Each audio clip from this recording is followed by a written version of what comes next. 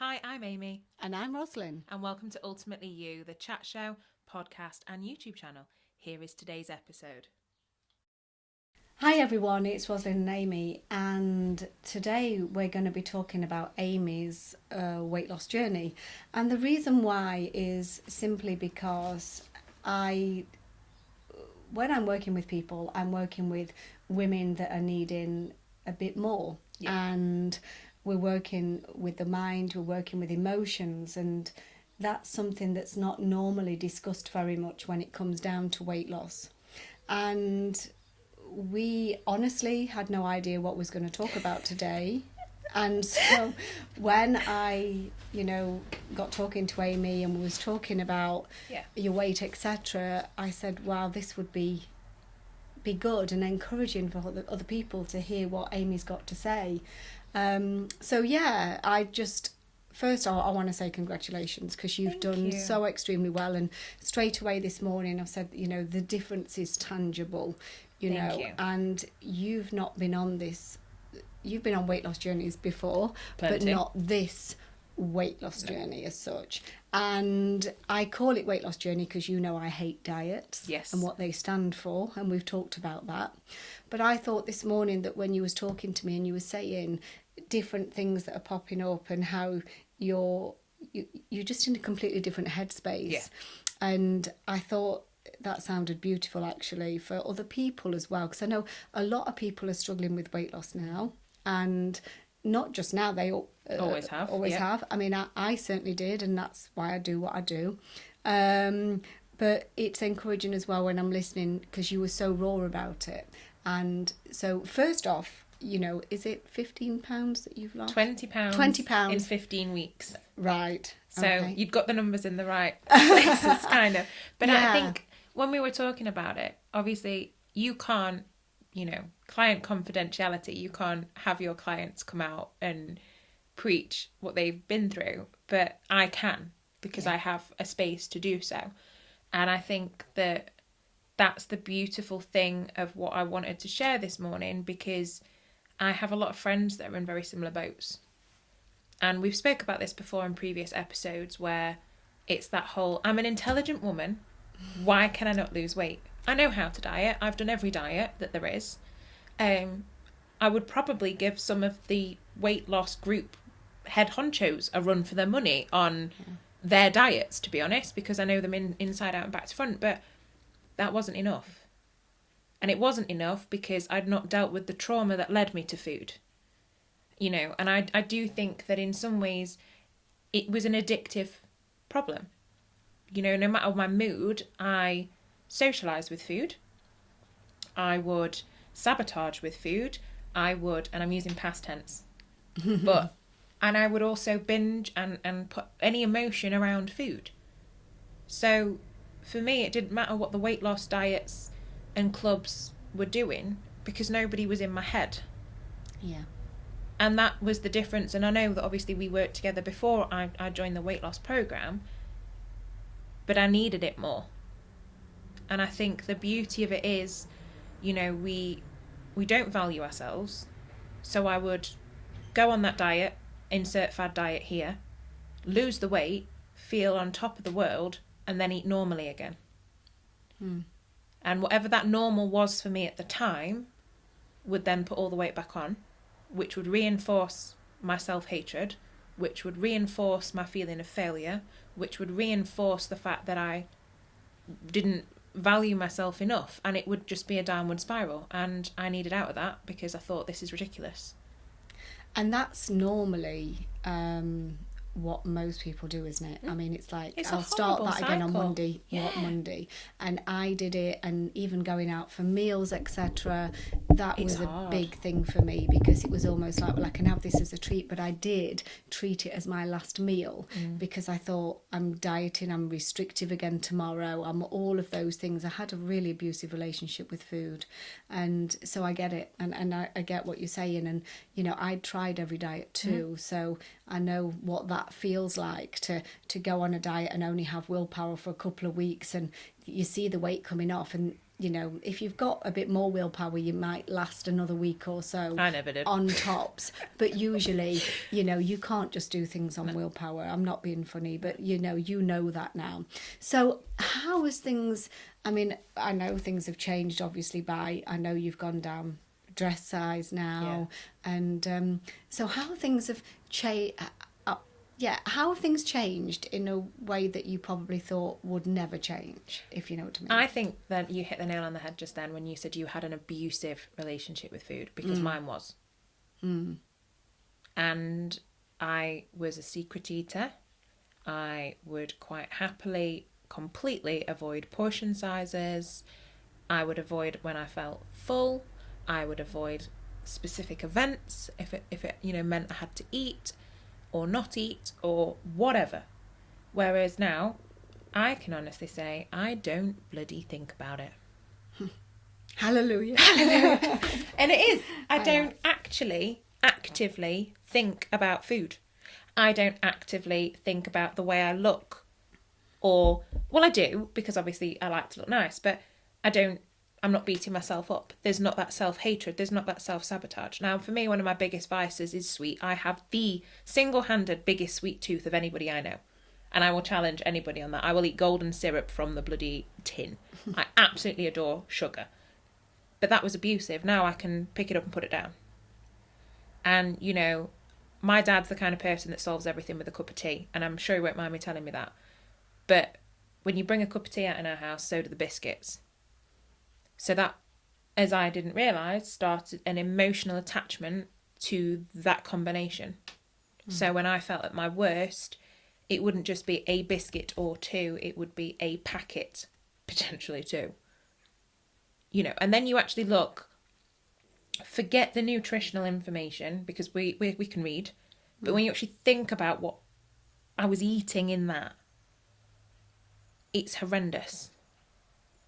And I'm still I'm still learning to love myself, but I don't have to think about food.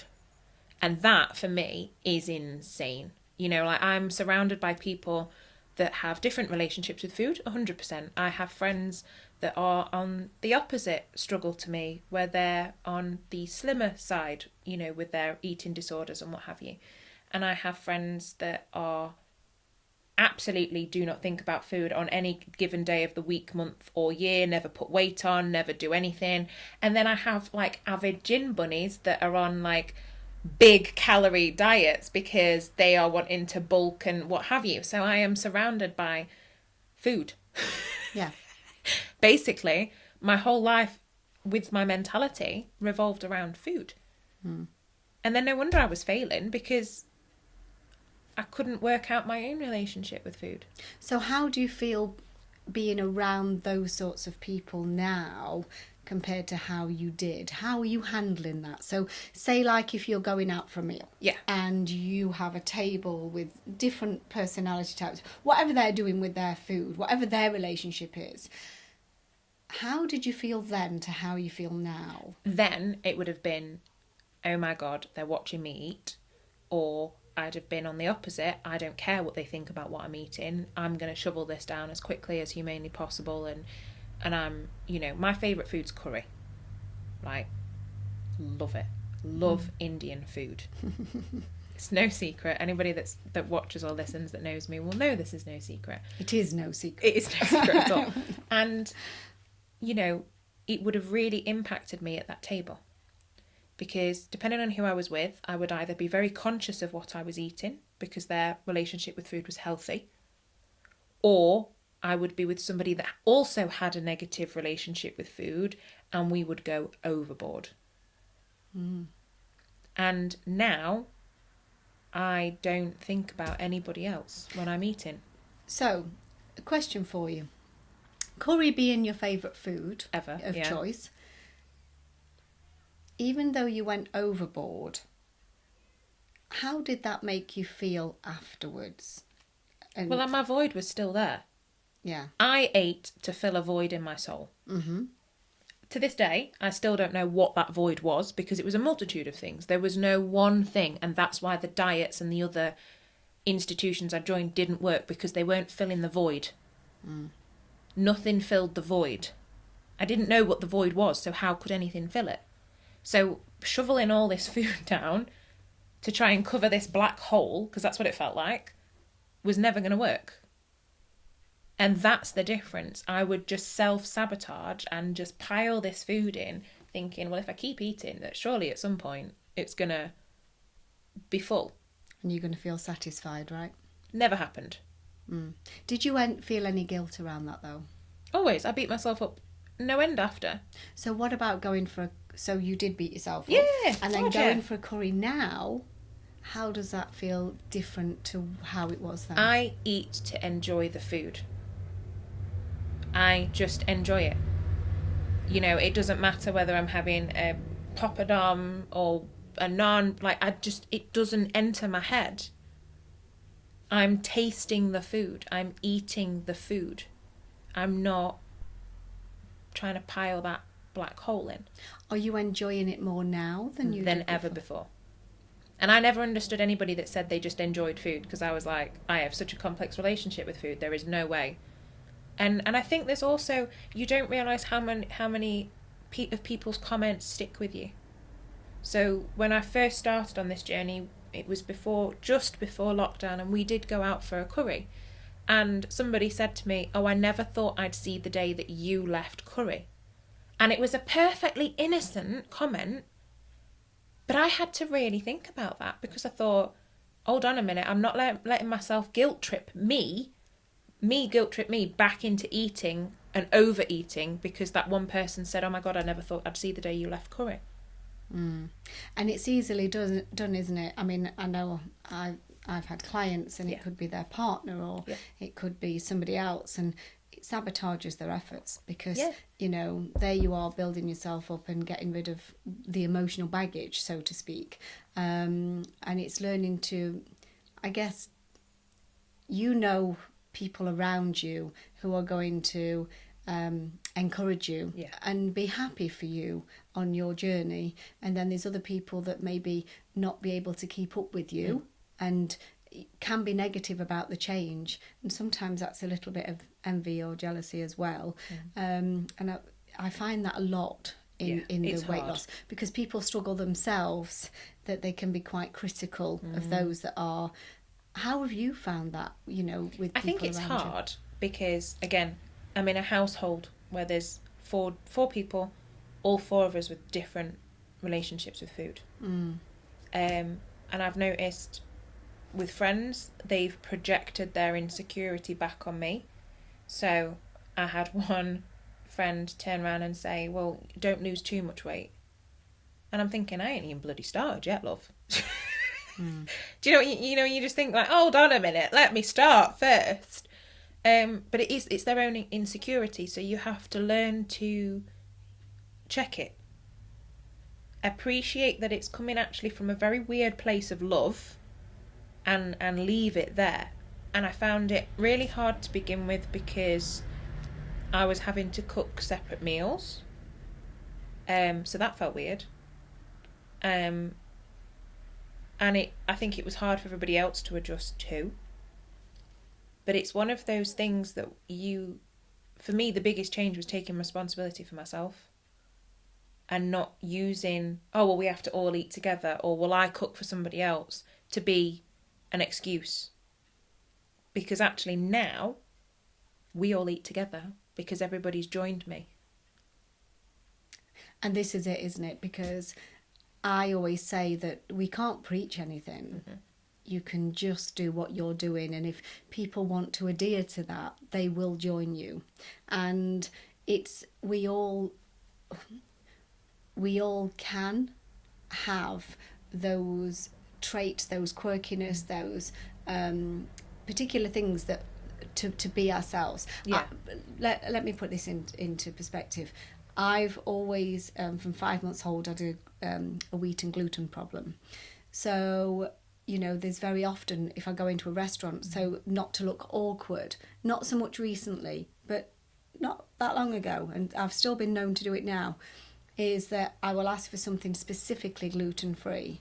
And sometimes, because my husband eats very differently too, I almost feel like, oh, it's okay, I'll have that slice of bread, because actually, you know, it appears that we're both being extremely fussy. And what I realised I was doing was, well, I wasn't important enough now, was I? Mm-hmm. But I was putting that my husband's importance was before mine. And as much as I love him, and you know, and we try our best to go to restaurants that suit the both of us, I was stepping behind him a little bit, you know, because dairy really upsets me as well. So to have gluten and wheat free, to be dairy free, you know, was a big step. So then I'm asking, in soups, do you have cream in it? And that wasn't just for dietary reasons. That, well, if you want to call my daily diet a dietary reason, it was because it would make me poorly. And yet, my husband, he could eat what he likes. It doesn't make him poorly. It's just that he wants to stay ultra healthy, so he won't eat certain things. That was his choice by his own admission. And he said, well, you don't want it enough, do you? And when he said that to me, it hurt me. But I thought, he's absolutely right. You know, there's a time you have to stand up and say, it doesn't matter. I'm looking after this body I've been given, you know, and I've abused it for years. Well, that's the thing, isn't it? I've abused it. Yeah. It's never given up on me. Yeah. And so it's allowing yourself to, when you're full of emotion, then you're eating out of emotion. And, you know I've been doing this many, many years now, and my clients have got their secret vices. They may not be a secret, but they have the vices of what they go to, their cravings that will fill that void. And, you know, that once you take the emotion away and you take those vices where you can just enjoy it, it's a far better place to be. Like 100%. Yeah. So it's, and really, you know, there's some techniques that I do that get rid of the emotion, get rid of the emotional cravings quite quickly as well. So that's not to be bothered. But when we're around people and we start to feel less than, and we start to put them as more importance, you know, that's not stepping into your power. But it's hard to do that when you have a lot of emotion going on. It is, and it's emotion. And we're not used to feeling like that. We're not used to it. When you're in a restaurant, I've been surprised of how many people won't ask about things on the menu, about what's actually in that. Because they're in a menu, they're in a restaurant, they're looking at the menu. They daren't do that, you know. And to me, it's the most vitally important thing that you can actually do. You don't need to know to the nth degree if you're out for a curry, for example. But if something comes and it's got a lot of cream in it, like I say, I'm going to be in bits. If it's got lots of gluten in it, I'm going to be in bits. You know, but I've sacrificed that for somebody else. And I've seen that with clients too. And it goes back to that emotion and that void. Because, like I said, I didn't know what I was trying to fill. And the thing is, 9 times out of 10, we don't. Yeah. I didn't know with me. Still don't know what it was, to be fair, because it was a multitude of things. And, you know, like I said to you, I've been quite stressed these last couple of weeks. So I haven't lost any weight on the scales. But I'm shrinking. Yeah. So it's also taking the pressure off yourself to go, oh my goodness, every week I have to have lost X. Because for the first 6 weeks, I didn't weigh myself. Because I had such a negative relationship, if that's the word, with those scales. Because that number defied my worth. It doesn't anymore, but it did. So I thought, no, for 6 weeks. And I remember saying to you, I'm not going to weigh myself. I weighed myself at the beginning. And then for 6 weeks, I didn't. And then I found actually I dropped quite a lot of weight. But I didn't see a big difference at that point in myself.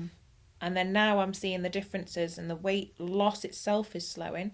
But I know that even though I've been stressed, those vices that I have not been comforts.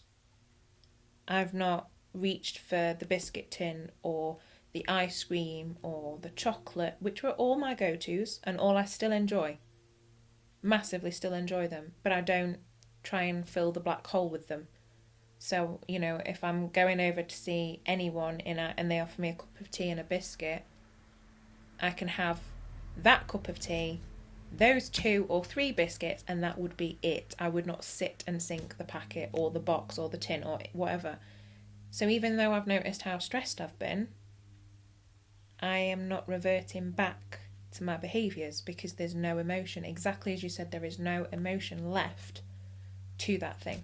And there's not that thing going round in your head about, I've had those, I feel guilty, I've got no willpower, and, you know, and I call it verbal bullying to yourself. It is. It's all of horrendously abusive. Yeah, all of those language patterns that we use, you know, we would never speak to somebody else in the way that we speak to ourselves, you know, and it's not nice, is it? No.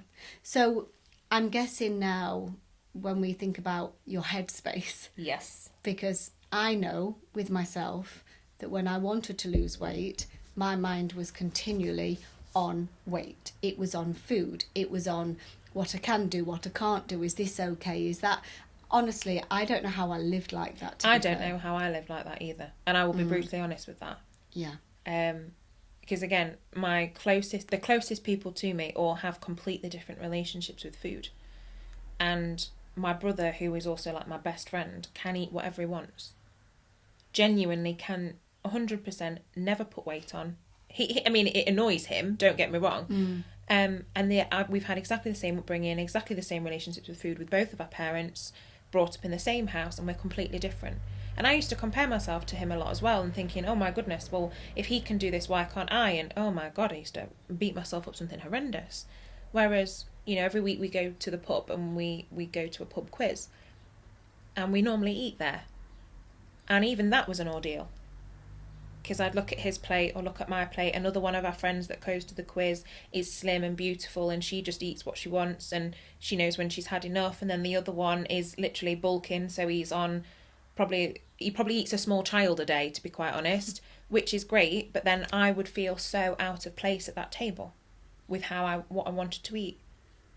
And now it literally, like last night, just turned up, ordered what I want and ate it. Drama free. Not that anybody else knew the drama that was going on, but... And enjoying your food as well at the same time. And being able to leave it if I'm full. Yeah. You know, and even ridiculous things. So if I knew I was going out for a meal, the rest of the day I would go into that mindset of, well, I'm going out for dinner later, so it doesn't matter. So any normal eating patterns would go completely out the window, and it would be self-sabotage from the minute I woke up to the minute I went to bed. Right. And... don't think about it. Genuinely just don't think about it. And similarly, like we were saying, my best friend gets married in January. So, obviously, you have to buy an outfit. You have to kind of look the part. Now, normally, this would send me into the most horrendous spiral. Because then I would be losing weight for the wedding. Or losing weight for the holiday. But in this occasion, I'm losing weight for the wedding. So normally, or previously I should say, that would have been me. And you know exactly what I'm going to say on this, because you'd be thinking, I've got to slim down for the wedding, so I'm going to do fad diet this, fad diet that. I'm going to starve myself here. I'm going to binge eat here. I'm going to go and sign up to the gym, and I'm going to go for 6 days a week and injure myself because my body's simply not at that point yet. And oh my God, it was an abusive cycle for one event. And I can guarantee you that after that bloody cycle, I probably looked worse than I did if I'd not bloody bothered. Yeah, as well as the damage you've probably done as well. Do you know what I mean though? Yeah. Whereas like now, my best friend's getting married in January. End of discussion. Yeah. That's it. There is no drama to the event. It's bloody brilliant, quite frankly. Yeah. I can just go, pick an outfit, wear it, turn up, have photos taken, go home happy. So I know you're still on your journey. Definitely. And I know that, you know, you still got a bit of a way to go. I mean, yeah, I definitely. work with my clients of where they want to be, not what they should be. They're being told they should be. Because we're all comfortable in different places, aren't we? Yeah. And like with me, I thought I had a stone to lose, and I just carried on losing 2.5. And then I felt comfortable. Yeah. And that I felt comfortable all the way through, to be fair. It just got me there because it was a lifestyle and enjoying food at the same time. But what I'm interested in is when you said about clothes. Yes. And you know, so how do you find your shopping now with, you know, like you said a good size down, but you told me that, you know, you can tangibly, Definitely. I can see, you know, the inches coming off. Because I was a clever shopper. And if there's anybody watching that can associate with this, I'm sorry that I've called us all out on it, but I will not shop in certain shops because I know that they make me a size bigger. Okay. So because I was in denial about my weight, I wouldn't go in, say, Topshop, because I'd be an 18 in Topshop. There's no way I'm an 18. There can't possibly be any way that I was an 18. Yeah. So I just wouldn't go in Topshop. So instead of buying a piece of clothing because I like the clothing, I would be so attached to that size, because that apparently was what I was worth. Yes. So there would be shops I wouldn't go in. And specifically online as well, because I'm, you know, in my 20s, there are a lot of online websites that are catered for my age range and younger.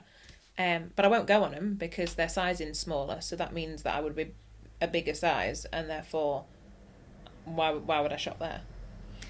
Yeah. So do you find everything easier now? Yeah, because I'm one size. Yeah. I'm one size in Topshop. Got the jeans to prove it. Yeah. One size. Honestly, there was such a victory dance for them jeans. You've got no idea. I'm one size no matter where I go now. And I'm shopping on those websites that I previously avoided. But I am now the size that I say I am. Yes. So I can shop there. Yeah. If that makes any sense. So it's altered my behaviours a lot. And I think there are a lot of negative connotations that come from being bigger, because, you know, we're an Instagram generation.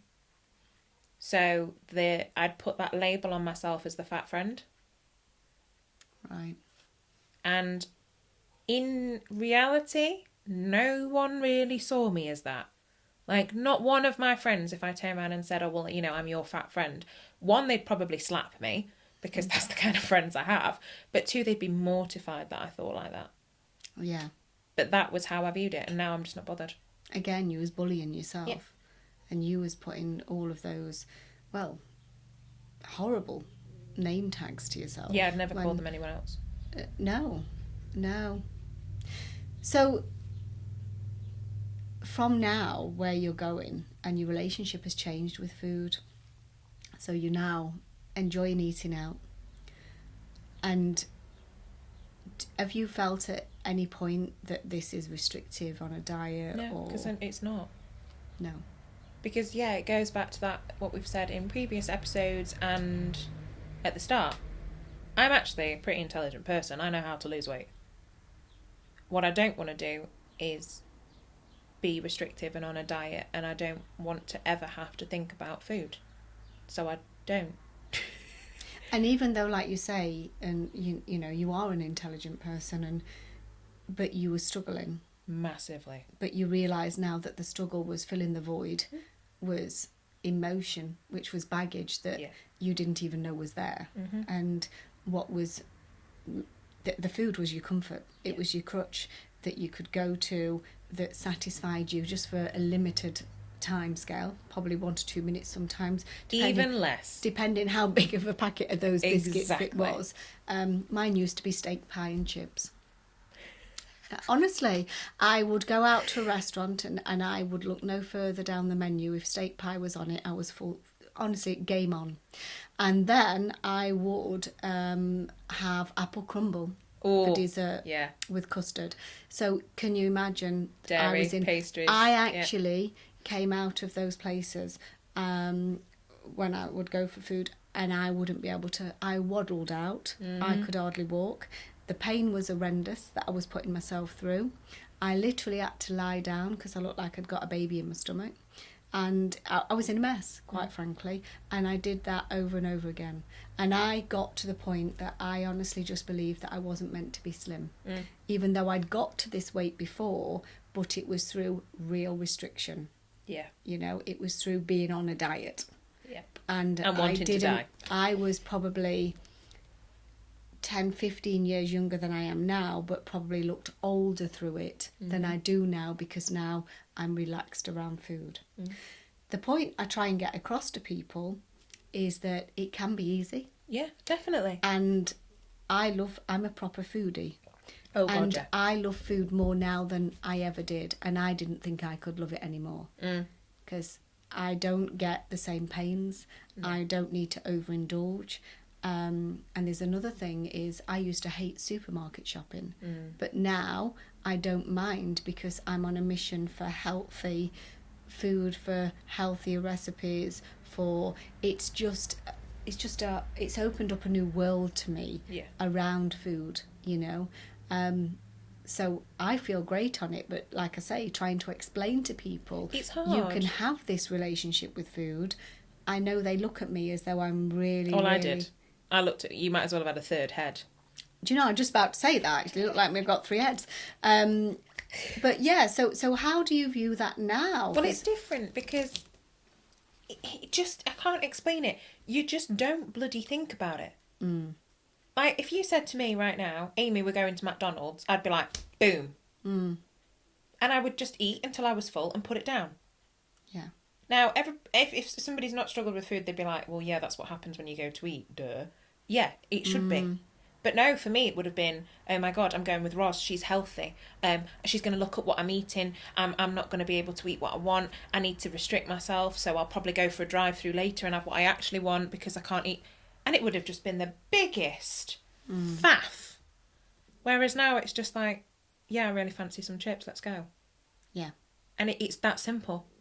And I don't understand how I could ever go back after having this, because it's freedom.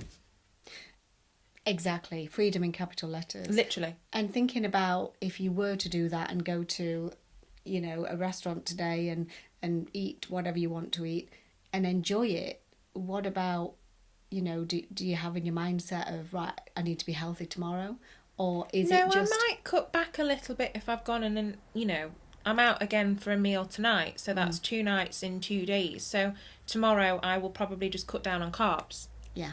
Because they do bloat me. I know they bloat me. I'm also wheat and gluten-free, but even the wheat and gluten-free options are quite bloaty and quite carb-heavy.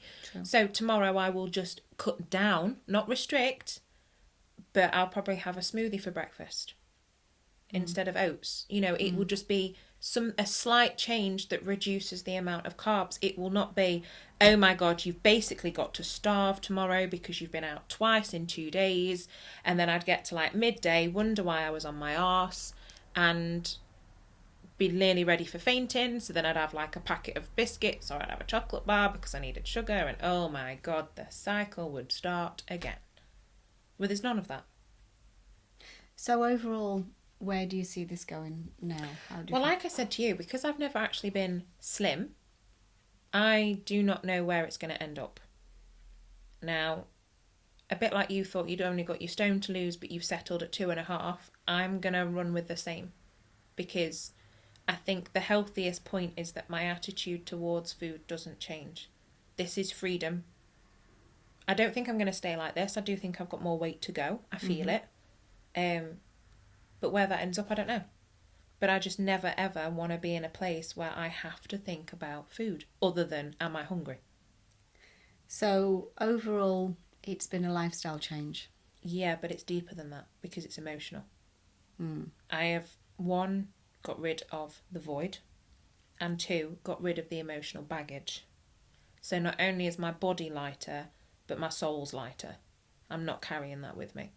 Is there anything you'd like to say to anybody that's struggling out there, just like you did yourself? Reach out. Find somebody you can confide in, because, you know, that's what you need. If I'd have never confided in you, and I know that you do this with clients, and I knew that you did this with clients, but for me it was also, I had to take responsibility. By confiding in you, that meant that I had to change. And I think that was valuing myself enough to realise that I couldn't continue the way that I was. And if anybody is in that negative space where they can't seem to pick up the food in a healthier way, stop beating yourself up. It seems like the most naive thing to say, considering everything that we've said, but genuinely, half of the time, it's not you. And the thing is, when you're beating yourself up and feeling negative about yourself, it shows to the loved ones around you and to the people that care for you, and it impacts your relationships, doesn't it? Massively. But also, this sounds ridiculous, nobody else gives what you look like. No, they don't. No. They actually don't. And I've seen it when I go into the gym. When I was at my biggest, I was like, oh my God, everyone's going to look at me. I can't possibly... No one. Not a soul. Not one single bloody person actually gave me eye contact, because everybody's in there for their own reasons. You know, nobody's going to look at you daft if you suddenly say that you're changing your lifestyle, because everybody is so wrapped up in their own problems, they haven't got time to worry about yours as well. Yeah. So value yourself first, because everybody else has their own stuff going on. And if you can stop beating yourself up and learn to value yourself, hopefully you'll find out what that black hole is, or hopefully you won't and you'll just be able to move on. But it's not you, it's your emotion, and beating yourself up's never, ever going to deal with that. No, because I didn't know what I was eating for. I didn't know, and when I did find it, it was the most ridiculous thing ever. And it was just a throwaway comment that somebody had made to me that was close to me at the time, you know, and it was something about how I looked, and I honestly thought that if I looked okay, my business would fail. So I built up a fear based around it. So that's why I yo-yoed a lot. I'd lose weight and then put it back on again. I'd lose weight and then I'd put it back on again, because it didn't feel safe to actually lose the weight. And there can be lots of, even probably people watching or listening to this right now, you know, it could be rape victims. You know, it's also, I know it's a sensitive subject. It doesn't have to just be rape, but around that sort of, you know, emotional abuse as well. Emotional, yeah. Because the thing is, you could think that it's not safe. Consciously you want to look good, but unconsciously you don't want that to happen to you again. So you don't want to be there, you know. But consciously you wouldn't know that. No. You would just say, no, of course I want to lose weight. Of course it's, you know, it's that safety net behind you. You know, and that's the sort of things that I work with, is letting that sort of go. But there's many issues that can be just the most trivial of things, or appear to be trivial. You know, and I'm not damping anything down, but also it can be just the way your parents were around food as a child. So I think the biggest thing for me is letting people know that it's okay. You know, you might not be the weight that you want to be, but if you feel that you need something more, then you do. 100% without a doubt. You need to listen to your intuition. Yeah. And it's not all about diet plans. I don't hold with them at all in any way, shape or form, but it's not. I've not dieted. It's on a deeper level. You know, it is mind, body, soul, or mind, body, spirit, whichever one you want to say, but it's working back with your soul and giving you that freedom. Yeah, I think that's the important thing. It's freedom. Yeah. I never ever thought, just like you, Amy, I never thought that I would see the day that I didn't have the issue with food. It was such a big part of me. It makes me even feel emotional now to feel how good it feels not to have that. If I want to go to the coast and I want to have fish and chips, there's no guilt. No. It's not even a thought. There's no anything actually, but I have become sensitive in a good way to what my body does want, because I blocked it out for years. So I didn't know, you know. I've become more sensitive, but in a good way, of like, no, my body's rejecting that actually. I can feel that. So I have such a good relationship with food. I never want to turn any meals down because I have no reason to. No, exactly. And that's the difference. You know, and I always stick to the 80-20 rule. You know, 80% of the time I am healthy. And, you know, and I don't class any foods as really out of bounds. It's more of a fact of I just choose not to, because actually right now I just don't want it. And my body doesn't want it. So that 20% of the time is normally a weekend and going out for meals or doing whatever with no restriction. And yes, my eating habits have changed when I do go out for meals, like my curries and things like that. I'm like you, I love a good curry.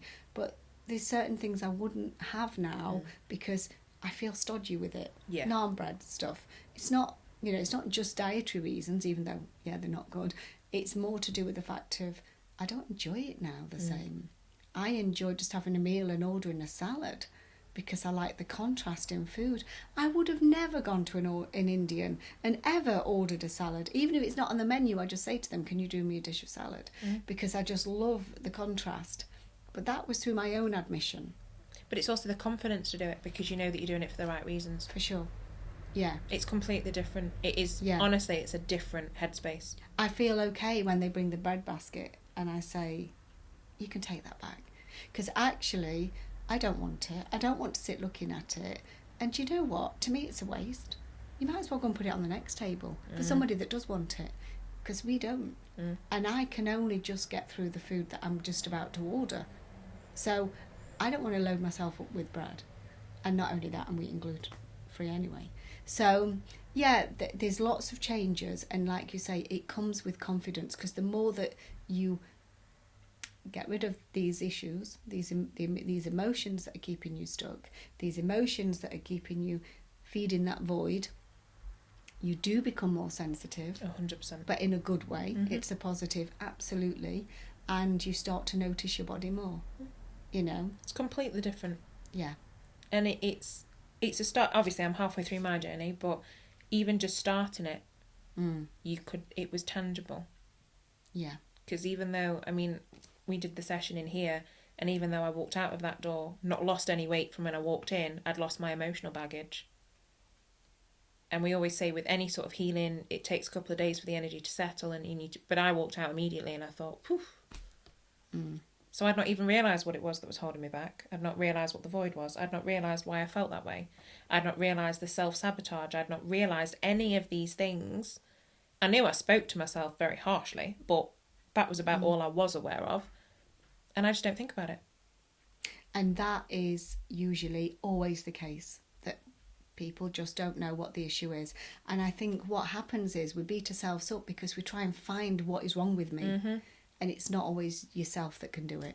No, it's not. Really not yourself that can do it. We have blind spots when we're trying to do it ourselves. Even as me as a healer, as working in therapy and all that sort of thing, I have blind spots. It's just not as easy as that.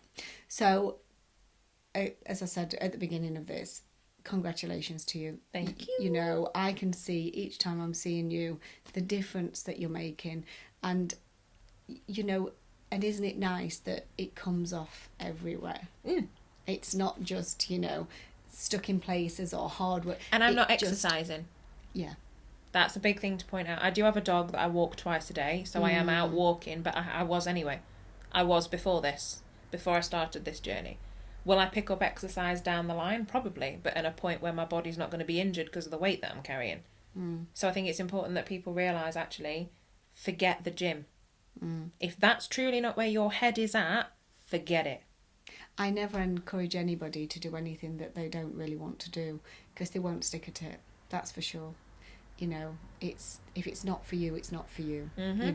Sometimes you need to go with a buddy or do other things to have the motivation. That's fine. That's different. But when it comes to just suiting people, sometimes it doesn't. No. I have clients that like to swim. I have them that like to play tennis or badminton. I have people that just want to walk and they do the rambling clubs or they do whatever. Do you know what? This is personal. Yeah, it is. And you don't have to bully yourself into it. No. But it starts in the kitchen. It does. And that's where I'd leave it. Because, honestly, you get told that you've got to change everything at once. No. Focus on getting rid of the emotion. Focus on finding yourself. Focus on freeing yourself. And then the rest of it you'll figure out as you go. So just for anybody that is interested, what Amy's had is a 10-week program that I run. And I need a flag for it. Oh, bless you. I've been doing this for quite some years now, and the changes that I've seen has been incredible with people. And my heart goes out to people that are still trying to find what that thing is that they're holding on to, and punishing themselves of why me, I'm not strong enough, I haven't got the willpower. I just want you to remember that if you have friends that are losing weight, that are doing some sort of diet or clubs or whatever they're doing, it might just be that it's been a habit for them. There's nothing wrong that you might just need something else a little bit more. I did, and I was working with weight loss clients at the time, and I felt a little bit not embarrassed, but I was still wanting to lose weight while I was working with clients, and thought, do you know what, these clients are doing so well and I'm just not. And then I went in and did some healing and worked a different way, and that's where my new program was born, really. And I extended the sessions and literally walking people, holding hand in hand, really, and getting them through it. So anyway, that's if you're struggling. So you can find that on my website, at rosalind-smith.com. I've enjoyed this today, and thank you so much for sharing. It's not a problem. Being raw at the same time. Because so many people need to know that it is not just... It's not over that easy. And we don't talk about it in a sense of women being honest with ourselves that we needed something more.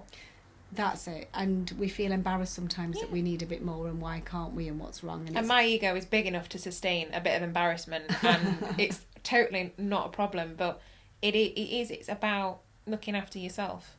And when we've talked in previous podcasts and YouTube, whatever, we've mentioned there along the line about different journeys, different paths that we're on. So if you haven't heard of those podcasts, then take a look, because definitely it will make sense. It will make sense to your path on to why you are probably struggling a little bit with weight. You know, I talk about past lives, things like that, so it may not just be this lifetime. And believe me, I never thought that was going to be a road I would take until I started having clients coming through. And I was one of them. You were one of them, Amy, of where the past life came into it. And then it made sense. And once things like that are healed and let go of, it's really surprising. Beautiful, actually. Oh, we've cried no end, but we always do anyway, because I am a crier. But it's just one of those, isn't it? It is. So thank you for watching, listening. If you would like to subscribe to our channel, that would be great. We put this out on social media every week. But join our community, and we like to talk raw and frank about as many things as we can, because our mission is to help people to be able to move forward. Definitely. And it's usually through what we've been through, either ourselves or the knowledge that we have, you know, with healing, with spirituality, you name it, whatever we can throw, whatever we know, then we're here to help. So enjoy your day, and bye.